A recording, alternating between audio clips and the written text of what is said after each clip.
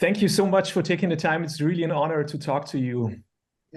Thank you very much for taking the time as well. My first question is, looking at the movie and looking at your life, there were so many culturally, politically, historically significant moments in your lives, from your rise to stardom to your relationship with Dylan, where the stars seem to align, to your political work. I was wondering, when you live through such moments at that time, are you aware that this is something for the history books and for the countercultural lore, so to say? Well, I think I didn't think that much about it because I was in the middle of it. On the other hand, there's some things when you know you're in an historic moment. Obviously, the most clear would be the March on Washington. There's no way you can relegate that to something less than historic moment. Now, the movie I'm That Noise, it accompanies you through several years, through the tour, and also through very personal moments or intimate moments, and also moments of emotional distress, if I may call it like that. How was it for you to let cameras that close to you? Well, it was a decision I made because I knew that I wouldn't have any control over the outcome of the film at any point. I didn't see it really towards the very end. So the story really is more about my relationship with the women, and the one in particular, Karen O'Connor, who has been a friend for decades. And we kind of talked on and off loosely about doing a documentary. And then we thought more seriously about it as the end of the touring came closer. And so we decided that we chose the other two women and we would spend a month together in California. And what came out of that was two things. Yes, a decision that we would do the touring, the last tour, even if it wasn't going to end, because it would be interesting to see what do I do next. And I didn't know, because most people have a farewell tour and then they come back. And I suspected it would not be the case, but I had to leave that open, which would be just as interesting in a film as ending a tour. And the other thing that happened was I literally gave them the key to that storage unit. I had never been in it until the film. I'd never walked in there. So that was it was stunning. I had no idea all that was in there. I had no idea that my mother kept absolutely everything, and that my father, as a cameraman, she had kept his. He had guarded it, but she had just kept everything on file. So there it was. And somebody said, well, it's a director's dream, and it's also a nightmare, because there was so much stuff to try and work their way through. And how was it for you? I mean, working on the movie, but also afterwards seeing it. I mean, did you have any personal gain from it, in the sense of did you get to know something that you didn't know before, or have a different viewpoint on things? There were a lot of things that were new to me. I think that the striking ones, for instance, would be like my sisters. I mean, I knew that we had troubles and struggles and that it was difficult. I knew my older sister left for a reason. I knew I was part of that reason. I didn't know I was that much of the reason, that she just couldn't survive in that, with the oxygen all sucked out of the room by somebody. And Mimi's I knew about also. I had never heard her say angry, angry, angry, and to see, ooh, and I knew that my son had basically felt abandoned, and psychologically certainly was. I didn't know the depth of that either. So the nice thing about my son is that we can work on that together, and we've become, we are very close and also friends, and I think hearing my parents on a tape and their relationship to the trauma was also slightly heartbreaking, but an important part to have in the film. So yeah, there were things that I learned and saw for the first time. In the film, you also portray side of yourselves that aren't I mean, you admit that there were sides to your personality during the height of your fame that maybe weren't so pleasant in your own view and for other people. Were there things that you didn't want in that movie, or how did you want it to proceed? How did you imagine it to go? I think I made a point of not imagining it because I offered what I offered and offered it to people I thought could do the best job with it. Not really. I think it's all in there. And there are things that I wish they'd put in that we didn't have time for. Like the bus was not only difficult and my bones hurt and so on, it was also where we did our dancing and it was our home. And so there are things that are lighter that I wish had made it in the film. At the same time, the response to the film has been massively positive, and I have no really regrets. Talking about the vast archive that was bigger than you had expected it to be, I've read that you talked about having a big bonfire as soon as you got your archive material back from the East Coast to the West Coast where you live. And I was wondering if you could elaborate a bit about that and if you were serious, because I think that would be a shock to many people. Well, there's separate things that I would. We can't do a bonfire because it's too toxic, but I think we'd dig a big hole in the ground. And what I would throw in there would be all the therapy tapes. I don't need to hear them. Nobody else needs to hear them ever. My artwork, I'll keep all of it. You know, all the recovery art, all the child art, all of it. I'll keep that. And so it was really only the very, very personal stuff that I don't need to hear anymore, and neither does anybody else. You said from the beginning that it could be your last tour, that it was never like a very finite sentence. Since the concert in Madrid, you have stepped on stage for the first time in May 2023 for, I think, a five-song performance. I was wondering, how did that feel for you to enter stage again? Was it something that just felt normal, or was it a bit special? Well, it was special because I haven't been on stage for so long. And by the way, I have no desire to be on stage. I didn't know that either. Well, how would I feel? I think I say that in the film. I don't know what it'll be like, but I have not missed being on stage, traveling, performing. And that's good news. It's given me room to do everything else. I want to go back just for a second when you said why did I do the film the way I did the film? And it was because I want to leave an honest legacy. I really don't want to look like something any nicer than I really am. And I think that's helpful for people. It seems to have given them permission. Certainly talking about trauma, we've heard over and over from different people that it freed them from some of their own inhibitions about their own past. And so that's turned out to be, I think, a really good decision. But we do make a joke about the fact that I'm very courageous in certain areas like Latin America and Hanoi and Northern Ireland, but the real courage came with allowing this film to take place with natural light. Yeah, because we didn't have any lighting, you know. And I think that's important too. There's footage of your last concert and you stepped off stage after the encore, which was Sting Song Fare Thee Well. What went through your head at that moment when you left that stage, knowing this would be probably your last tour? I think that I felt that it was final. I mean, it's not as though something slipped away and I didn't realize that. I very much realized it, and it had already been our little ceremonies backstage ahead of time. And I was happy that I was able to use my voice that well for that long.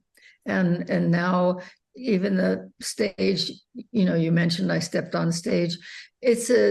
I would love to do that, but it's a big struggle to get my voice to cooperate to where I want to hear it. So I've done very little of appearing on stage. Could you imagine doing one of full shows again sometime if you feel like it? A full show, no, it would need a tremendous amount of work. And what I need, the work now is translating or transferring everything I do into a certain range, vocal range. And even in that range, I'm not that comfortable. So, I mean, my range started off enormous and I was a high soprano. And now there's no soprano, alto, there's some tenor, and it's almost as though it's bass. It's so low. And I love part of it. I mean, I love the last album that I did. And it's a huge amount of work. And I have other things I would rather be doing. So, like a film. Can you talk a bit about what you'd rather be doing and what that film could be? Well, actually, the first thing I did was do, maybe you saw it, I did a book of drawings, and that came out this year. And at the moment, I am finishing the editing on a book of poetry, which will come out in late spring of 24. So, and I put down the paintbrush for a while because there were so many other things that I wanted to do, but the little studio is sitting there with the paints in it. So my guess is when I'm not so sort of overwhelmed with the work I have right now, I'll spend more time in the painting studio. Mm-hmm. You have said a lot of times that you haven't been writing new material for quite a while now, I think even for a decade or more. What would need to happen for you to get interested in the medium of writing songs again? I don't know. I think that when I stopped writing, it was because the writing stopped coming. I mean, I depend on something coming from the outer space or wherever, where my head is in that for a while. And I was surprised. And I realized I can't do this. It's not coming easily. I don't want to pursue it by going to, writing circles and all that. I'm too undisciplined.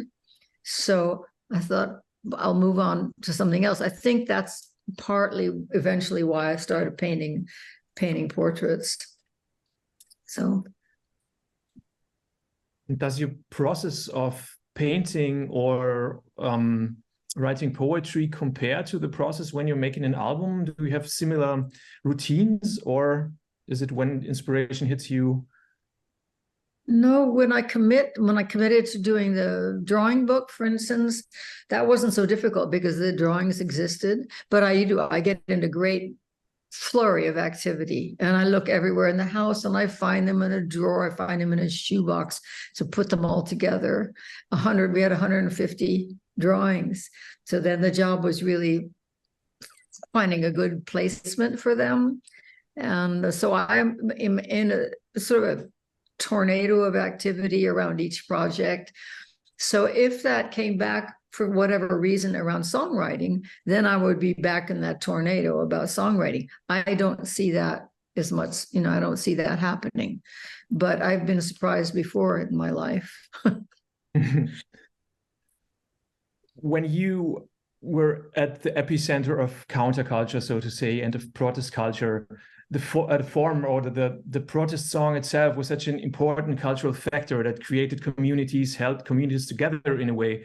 How do you see it now? Has it still that potential? Because there'd be a lot of things to protest against. I think we could all agree on that. I think we could all agree on that too. I think first thing to remember is that time period, you said the stars align in every way. There was the politics, the protests, the music, tremendous on campus reaction. There was the draft resistance movement. And then there was this overspill of talent. I mean, in a 10-year period, we had so much talent, extraordinary talent. So that's hard to live up to. There won't be another Dylan, there won't be another Joni Mitchell. There won't be another me. But it's not, the songs are beautiful. They're being written. Yesterday or day before yesterday, I was at a celebration for Boy Genius. I presented them with an award. I love these women and I love their harmonies, and they're in a totally different world from what I was. What their interests are, for the most part, like my granddaughter, who's 20, is mostly to do with LGBTQ community. And, that's where they put their energy in speaking out, is more really about that. I joked with them and I said, because they're all young women, these songwriters, and I said that I was happy to be in a room, people dedicated to smashing glass ceilings, and happy to see that the organizers also asked a couple of guys, because mostly it's women, you know. And now I got lost again from your original question. What do you think the current state of protest songs or the current possibilities of protest songs are or is? Yeah. Sorry. I think that one of the difficulties is, one, there are too many things to do. There are too many ways, and we don't sustain them. I mean, it could have been, for instance, the two Justins in Tennessee. That was the potential for a real collective movement of some size and some important, and it moves on to the next thing and the next thing. They're still struggling, but the news, boom, it's gone, and it's on to something else. So that's something that's different, and it's very difficult for any kid, you know, to sustain, or for any of us to sustain. For instance, when the business of book banning became the latest fad, there were wonderful projects of sending out a bookmobile full of banned books and giving them to people. And then that gets buried. So the thing, people are doing wonderful and amazing things all the time. We don't have a cohesive movement, and I don't know what makes that happen. I don't know what makes that suddenly coalesce. And then the feeling we had while Obama was running for president, it was a little bit of that feeling that, we have each other and we can do this. And that doesn't exist for the most part now. I think people work on it, and I think that's important. I think it's important. I guess one of my remedies, I think, is that people should live in denial 90% of the time, because otherwise we kill ourselves. You know, it's so awful what's going on out there. And then take that 10% and do something with it. I mean, do something. When I think about the immobility we feel in relation to the Middle East, and then I listened to a broadcast of an Israeli and a guy from Gaza, both turned their lives to nonviolence, to supporting each other. I think, oh my God, if they're doing it there, certainly we can do something here to support that kind of bravery and that kind of insight. It does exist. It doesn't make it to the news. No, it's not sexy enough, but it's there, and we need just find where we plug in, even if it's humanitarian efforts. It doesn't have to be anything massive. It just has to be. Your influence in those circles is kind of widespread. I mean, I've read about Iranian women movement who really hold you and your music in high regards and say how much you have influenced them. Is there something that you found particularly moving in the last years, maybe some contacts you made? Well, that's always moving to me. So first of all, it's hard for me to believe. But when people tell me, then it's just very moving for me, and grateful that I'm able to do that. I mean, it's a gift to be able to sing in a foreign language, to care, to find my place, to do what I can for somebody other than myself. I mean, every generation thinks the world has been at its worst state it's ever been. Do you think we are more, how do you say, do you think it's the grimmest now that it's ever been at the moment? It is the grimmest in my lifetime, by far. It's we couldn't have made this up, even as a joke, 30, 40, 50 years ago. It's unbelievable, and it's not going in a good direction right now. So, when people say to me, "Are you hopeful about the future?" And I say, "Not really." I'm not really, but you have to do anyway. You have to act anyway. So thank you so much for taking the time. It's been a thrill talking to you. Thank you. It's been lovely talking to you. Thank you. Goodbye. Take care. Tschüss.